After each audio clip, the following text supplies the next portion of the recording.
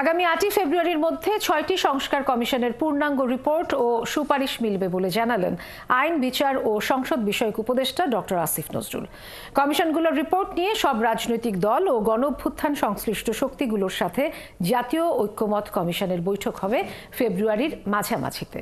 সন্ধ্যায় foreign service একাডেমিতে প্রধান উপদেষ্টা প্রেস উইং আয়োজিত ব্রিফিংয়ে এসব কথা বলেন আইন উপদেষ্টা। আরও জানাচ্ছেন নাদিয়া শারমিন।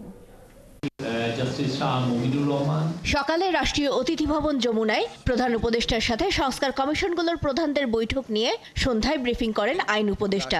তিনি জানান 6টি কমিশনের রিপোর্ট মিলবে 8 ফেব্রুয়ারির মধ্যেই। সংস্কার কার্যের ক্ষেত্রে আশু করণীয় কি আছে, মধ্যমেয়াদে কি আছে, বা ভবিষ্যতে নির্বাচনের পরে যদি তারা কিছু করতে চায় সেটা কি আছে, সেটা 6টা কমিশন মিলে একটা সর্বসম্মত সুপারিশনামা পেশ করবেন 8 ফেব্রুয়ারিতে।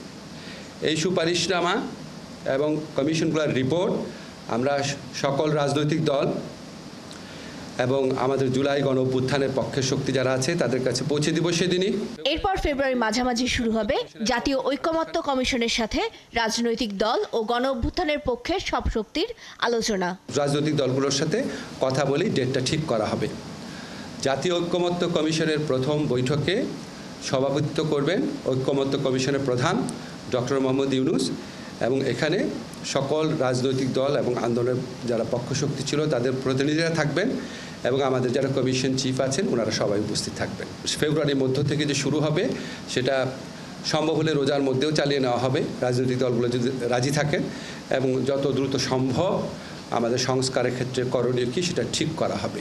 আগামী 8 ফেব্রুয়ারি 6টি কমিশনদের প্রধানদের কাজ শেষ হওয়ায় সেদিন থেকেই তারা জাতীয় ঐক্যমত্য কমিশনে বসবেন। তো আলী রিয়াদ সাহেব যখন 8 তারিখের পর মধ্য ফেব্রুয়ারিতে আলোচনায় বসবেন, তখন উনি সংবিধান কমিটির প্রধান হিসেবে বসবেন না, জাতীয় ঐক্যমত্য কমিশনে যিনি আপনার ভাইস চেয়ারম্যান হিসেবে বসবেন। এই 6টি কমিশন যেহেতু সুষ্ঠু নির্বাচন আয়োজনের উদ্দেশ্যে গঠন করা হয়েছে, সেজন্য এগুলোর কাজই আগে শেষ করা হচ্ছে বলেও জানান তিনি। সংবিধানের ব্যাপারে আমাদের কোনো আলোচনা হয় নাই, কিন্তু কি পদ্ধতিতে করা হবে সেটা রাজনৈতিক দলের সাথে আলোচনার ভিত্তিতে ঠিক করা হবে। নাদিয়া শারমিন, 71, ঢাকা।